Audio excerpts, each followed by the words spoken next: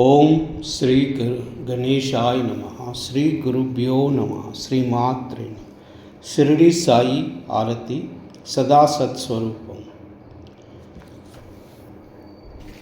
सदा सत्स्वरूपम चिदानंदकंदम जगत्संभवस्थान संहार हेतुम स्वभक्ते चया मानुषं दर्शयन्तम् नमामीश्वरं सद्गुरुं साईनाथं भवद्वान्तविद्वंसमार्ताण्डमीढ्यं मनोवागतीतं मुनिर्ध्यानगम्यं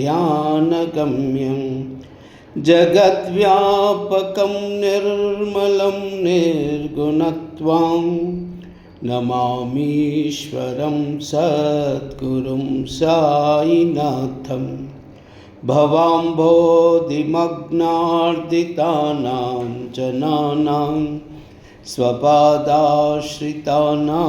स्वभक्तिप्रियाणां समुद्धारणार्थं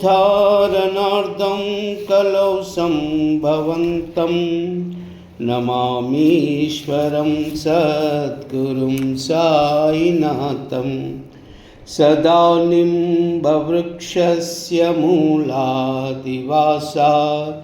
सुधास्राविनं तेक्तमव्यप्रियन्तं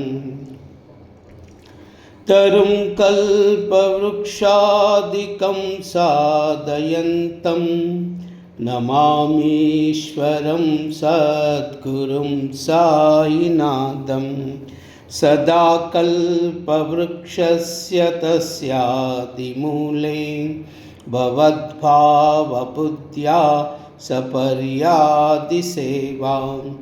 ऋणां कुर्वतां भुक्तिमुक्तिप्रदन्तं नमामीश्वरं सद्गुरुं साईनाथं अनेकाश्रितातर्कलीलाविलासै समाविष्कृतेशान भास्वत्प्रभावम् अहं भावहीनं प्रसन्नात्मभावं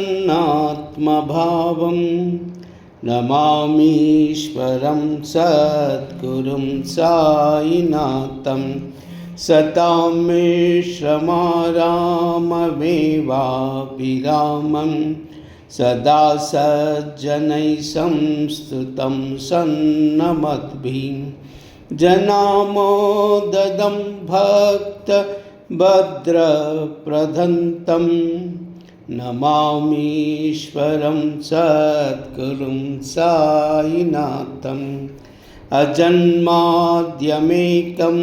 परब्रह्म साक्षात् स्वयं सम्भवं राममेवावतीर्णं भवद्दर्शनान्सं पुनीतप्रभोऽहं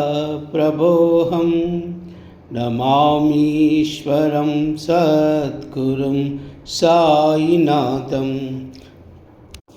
श्री साईश कृपानिधे अखिल ऋणां सर्वार्थसिद्धिप्रद युष्मत्पादरज प्रभावमतुलं दातापि वक्ता क्षमां सद्भक्त्या शरणं कृताञ्जलिपुटः सम्प्राप्तितोऽस्मि प्रभो श्रीमत्साई परेश पादकमला नान्यचरण्यं मम साई रूपधर राघवोत्तमं भक्तकामविबुधं ध्रुवं प्रभुं माययोपहत चित्तशुद्धये चिन्तयामहर्निशं मुदां शरत्सुधांशं प्रतिमप्रकाशं कृपातपत्रं तव साईनाथ त्वदीयपादाब्जसमाश्रितानां स्वच्छाययातामुपाकरोतु उपासनादैवत साईनाथ स्तवैर्योपासनिनास्तु तत्त्वं रमेन्मन्मोग्मे तव पादयुग्मे भृङ्गो यदाब्जे मकरन्दलुब्धः अनेकजन्मार्जितपापसंक्षयो भवेद्भवत्पादसरोजदर्शनात् क्षमस्व सर्वान् पराजपुञ्जकान् प्रसीद साईश सद्गुरो दयानिधे।